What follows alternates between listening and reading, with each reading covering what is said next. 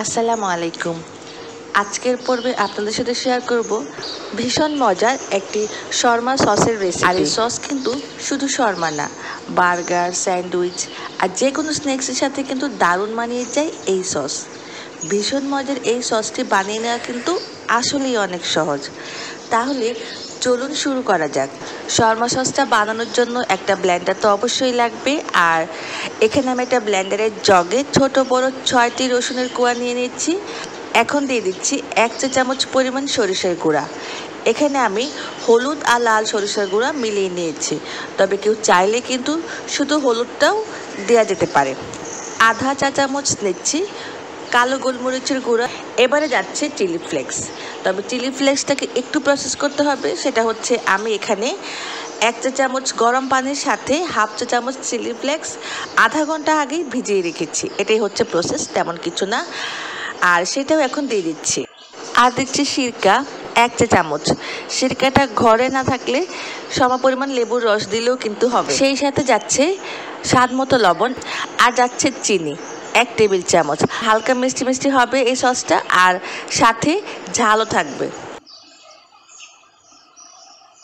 এবারে যাচ্ছে hot tomato sauce, তবে সব সময় ঘরে হট টমেটো সসটা থাকে না, সেই ক্ষেত্রে নর্মাল টমেটো সস দিবেন, আর অল্প একটু চিলি সসও দিতে পারেন।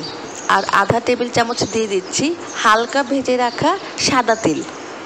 এবারে যাচ্ছে 1/4 কাপ পরিমাণ দুধ, আর এই দুধটাকে আমি ফ্রিজে রেখে ঠান্ডা করে রেখেছি, তবে চাইলে কিন্তু রুম টেম্পারেচারে রাখা দুধটা ব্যবহার করতে পারেন। এরপর যাবে তেল, আর তেলটা হবে ঠিক যতখানি দুধ তার ডবল।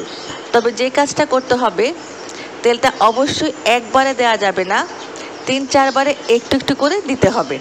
এবারে প্রথম ধাপে বেশ কিছু তেল দিয়ে সব কিছু একসাথে ব্লেন্ড করে নিচ্ছি।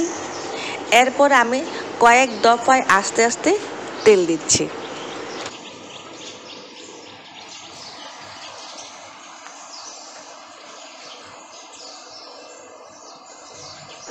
তবে যে জিনিসটা সবসময় মাথায় রাখতে হবে, তেল দেওয়ার সময় যাতে ব্লেন্ডারটা অবশ্যই বন্ধ থাকে। দেখতেই পাচ্ছেন সসের কালারটা কিন্তু পুরোপুরি চলে এসেছে, আর ঘনত্বটাও একদম পারফেক্ট। বেশি সময় লাগে না, এই 3 থেকে 4 মিনিট সময় লেগেছিল আমার এই সসটা তৈরি করতে। দেখতেই পাচ্ছেন সসের ঘনত্ব, কালার একদম পারফেক্ট। শর্মার সাথে এই সসটা ব্যবহার করলে শর্মার টেস্টটাও হবে পারফেক্ট। আশা করছি সহজ সুন্দর এই রেসিপিটি আপনাদের সবার ভালো লেগেছে। বাসায় কিন্তু অবশ্যই ট্রাই করবেন। ভালো থাকবেন, আর সব সময় জান্নাত কুকিং স্টুডিওর সাথেই থাকবেন। আপনাদের লাইক, কমেন্ট আর শেয়ার কিন্তু আমাকে আমার কাজ করতে অনেক উৎসাহ দেয়।